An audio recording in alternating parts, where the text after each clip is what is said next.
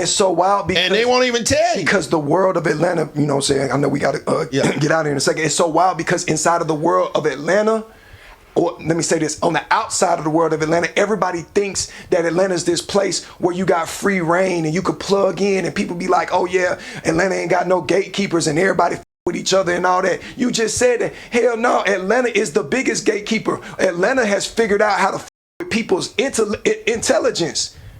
You seeing it out right here in front of you. If you gotta do the sucker shit to get in the motion, that means that you going through gatekeeping. Right. If you feel like you gotta do some sucker shit, some shit that goes against your pride and character to get over there in the motion is the gatekeeping. Yeah, all right, you're right. That ugly money. I didn't have any more questions, but I got one now. That ugly money. And I'm gonna end on this one. That ugly money. It has been speculated. First and foremost, let me allow me to give my one last disclaimer. I have a ton of respect for Big Bank Black. I have an immense respect for Baby Jade. For sure. DJ Scream for sure has been an industry confidant of mine for years. Yes. So it's all love and salute from Ugly Money Nietzsche and Roadrunner. I don't have a problem with shouts out none of them. It is speculated that certain parts of your interview were purposely edited out. Mm-hmm. If so, what parts and why? I'm just gonna say this, because right now I'm not edited out. Okay. Sometimes God will show you something and put you in a certain level of it put you in a certain position, right, to start your ascend and catapult you into a direction. And even though you might not think that this is where you want to go, sometimes that's where you gotta go in order to learn the lesson that you need to learn that's gonna take you exactly where you need to go. You see what I'm saying? And so that's why I got respect for them, because I understand that that platform is there for the purposes of that platform. Right. You see what I'm saying? There are things that go on in certain places, like you can't expect local news to bring you the same news as Fox News or CNN. It's not the same level. It's not the same quality. So you can't expect local news to be able to compete at the same level. And so I don't expect that. And I don't expect them to adhere to the same YouTube streets rules, because I don't believe that they're a YouTube streets show. Right. You know what I'm saying? And so if their show is to open up their platform to get out whatever the information, if they want to curate the information, that's on them. Do I agree with it? No, I don't agree with it at the time, because guess what? I don't want to be censored. Well, if I don't want to be censored, then guess what I got to do moving forward? Well, do you censor on your show? No. Okay, so if you do, then I have the option. And so I learned that lesson, because now once you go, wherever you go, now you know how to move accordingly. That's on me. I think, I mean, you know, when you have personal relationships with certain individuals and the topic of discussion is those people that you have a relationship with, it is a very tricky situation, right? Like Dawgface comes up here and he's speaking his truth. You know what I'm saying? And whether I agree with him or disagree with him, this platform was designed for people to speak their truths. Right. But it's weird because at most I'm a journalist, and so that's what my core job is. But if Dawgface says something, doesn't mean that Nietzsche said something. Correct. But when they look back there and they say, "Oh, Ugly Money," and it's just like, well, it's because you gave they make it. Oh, you gave them the platform, so you agree.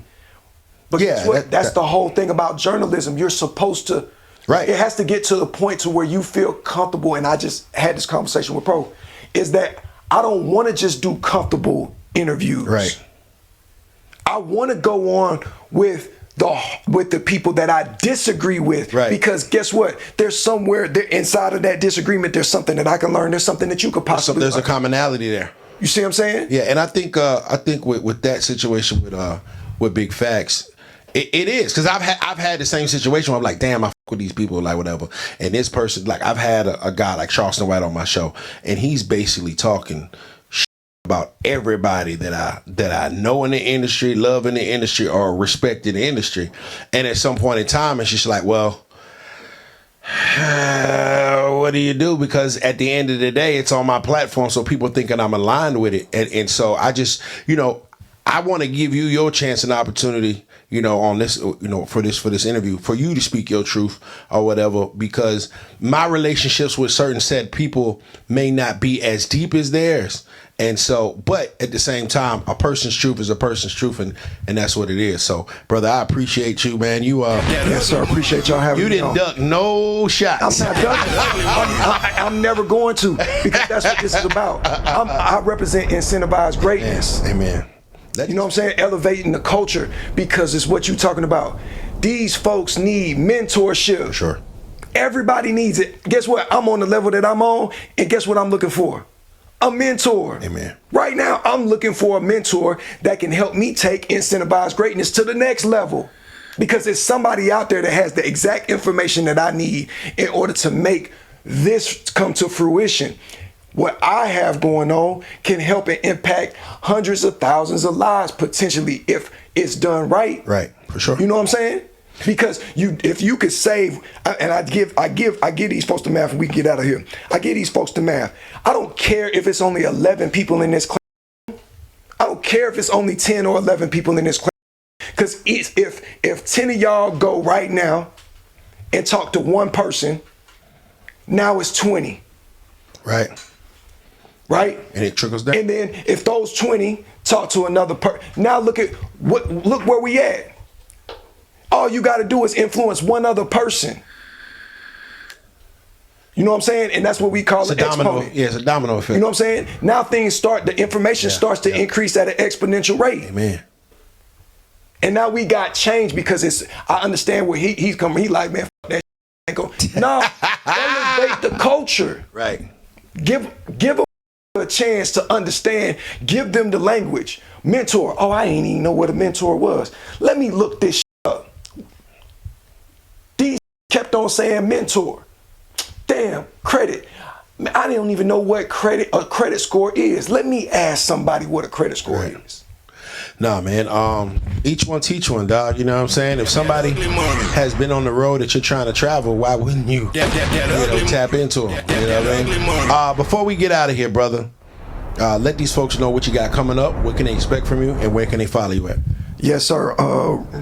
Real Road Runner Richie. You know what I'm saying? That's my platform. You can get to anything from there. Incentivized greatness. We dropping music. You know what I'm saying? We delivering arts. Amen. You know what I'm saying? I'm just gonna pride myself in being an artist that's gonna represent everything, all these ideals that I'm talking about. I'm gonna represent those ideals inside of my music. I'm gonna represent those ideals and start inside of the depiction of my music.